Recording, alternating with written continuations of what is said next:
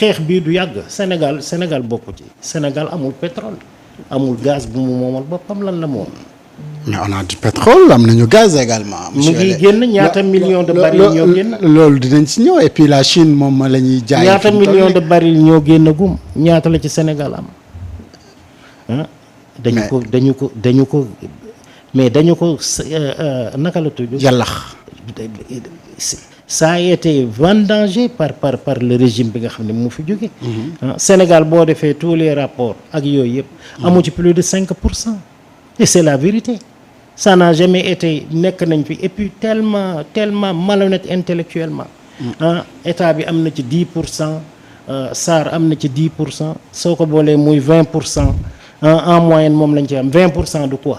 mais qu'est-ce que lan nga bëgg a expliquer sur les contrats pétroliers yu Sénégal da nga bëgg a wax ne Sénégal moom am na pétrole ci suufam mais contrats yi c'est trop mal négocié. mais contrats yi c'est trop mal négocié 20% boobu ngay wax. dañu lay wax 10% SAR 10% état. waaw donc il est bon que ñu clarifier 20% de quoi dégg nga 75%. lii génne. sur 100 000 barils 75 000 barils. dañ ko considérer comme des coûts de production tubaab yi. ñoom ñoo ko moom directement 75% wu baril de pétrole yi génn.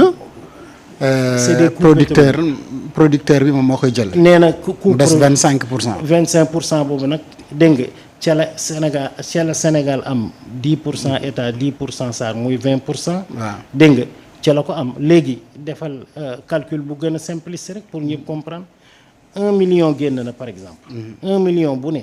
750 000 bi nee nañu c'est des frais de production du dëgg ay fen la. mu des 250 000. mu des 250 000. 250 000 boobu Sénégal am ci. 100 000. am ci non am ci 20% mooy ñaata mooy 50 000. 250 20% de.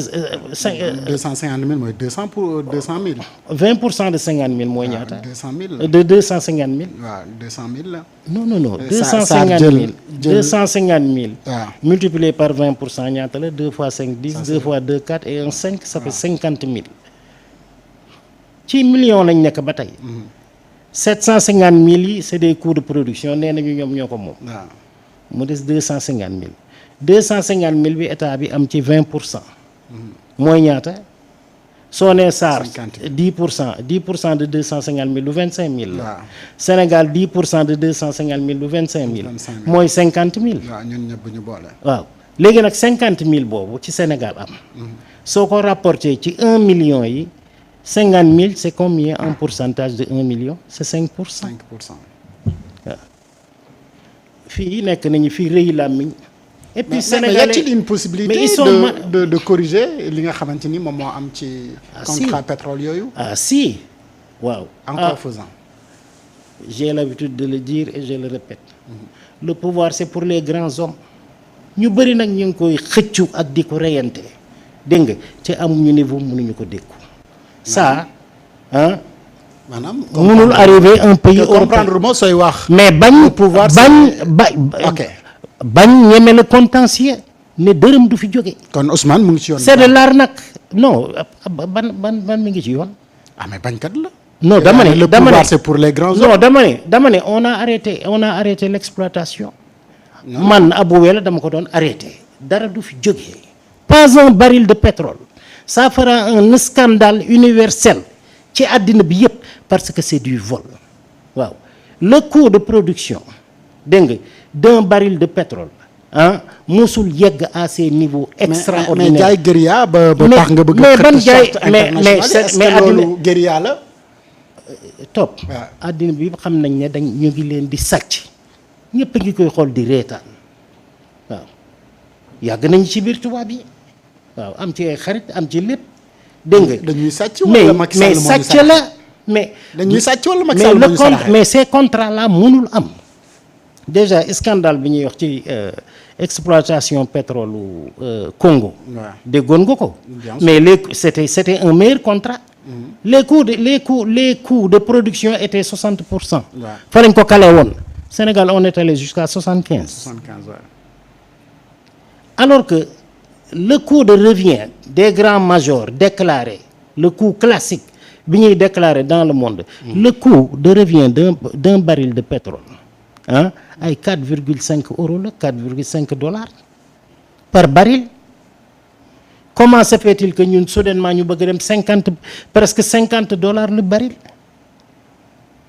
fan la coût boobu jóge mais c'est du vol waaw nii nag la ñu mës a piller Afrique mais ça passe avec un pays africain war nañ ko mën a nangu sinon on vous traîne devant les tribunaux internationaux et cetera et cetera am na góom yoo xam ne yenn taab yoo xam ne da nga koy bënn dégg nga le puits génn mu bañ a dem waaw c'est vrai que c'est de véritables criminels ñi fi nekkoon muy Macky Sall la le régime qui est passé waaw pour signer des trucs comme ça finalement lan nga ci gis Sénégal ay perte non seulement perte les prévisions de croissance yu Sénégal pour 2026 dégg nga ak année yi ci topp c'est presque ñaata ay ñii ngi naan 9% FMI sax ma nga ci ay 7 virgule et quelques pour cent dégg nga ñii ngi naan croissance à 2 chiffres 2%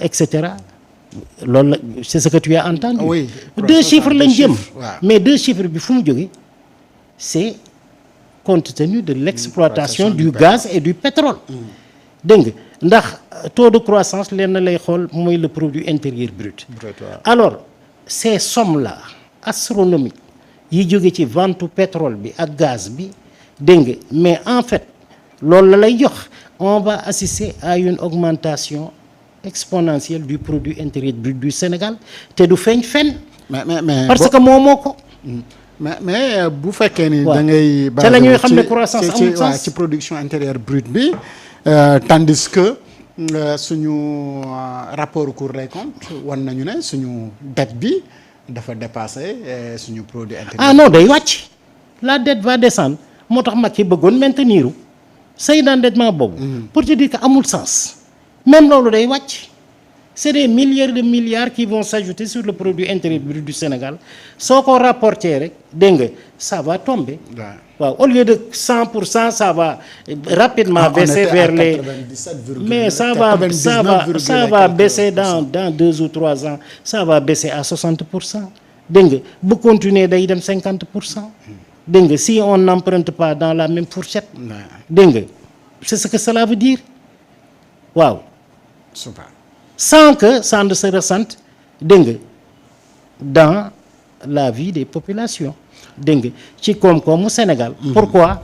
Parce que moomoo ko là on ne parle même pas d'extraversion de l'économie je dis que c'est un crime on parle d'un pillage systématique légal organisé dégg nga de nos richesses ça fait mal ça peut empêcher n'importe quelle personne de dormir moi ça m'empêche de dormir. Ah oui? À leur place du dem je préfère le contentieux. Alors, mais xam nga pour lan. pour que kenn dootu ko def.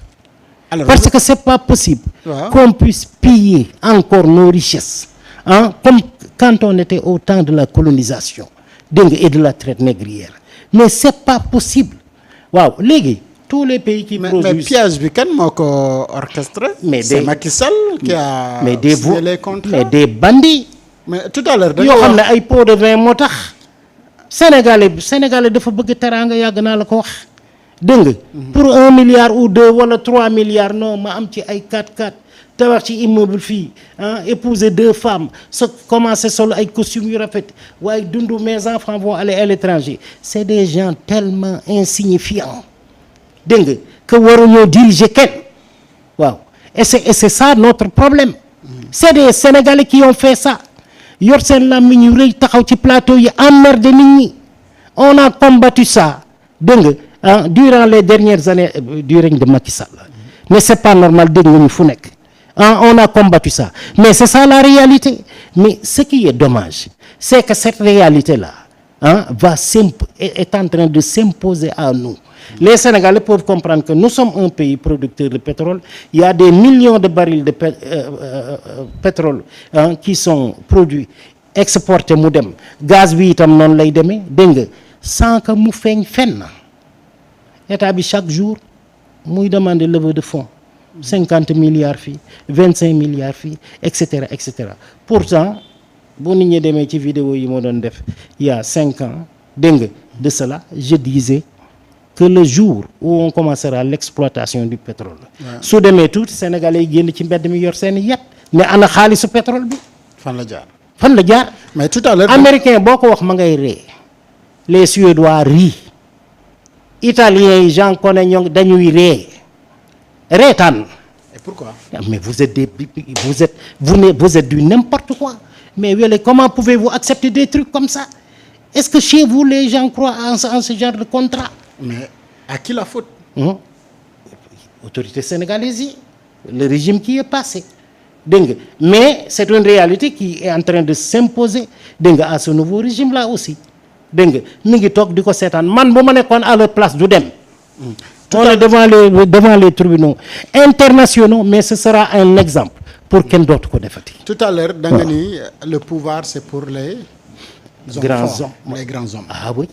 alors ñëpp xam nañ wala àdduna nemmeeku nañ en tout cas dans la sous-région que ni les nouvelles autorités sénégalaises moom dañu ànd ak courage ak détermination si faire face à l'impérialisme et puis jël seeni responsabilités à deux mains et donc tu veux dire que ni ñoom ñi fi nekk nii mais ñu ngi ci yoon bu baax bi pour corriger incohérence wala yenn yu bon yi nga xamante ni Macky Sall mu ngi ci dugaloon Sénégal. man je les regarde comme des administrateurs. dégg nga je les regarde comme des administrateurs grands hommes boobu may wax mais gisoon nañ ko ci ñu bëri dégg nga acte yooyu posé wuñu ko gouverner mooy am fit. oui. est-ce que tu as compris. mais ñi manqué wuñu fit monsieur. et surtout quand j'ai le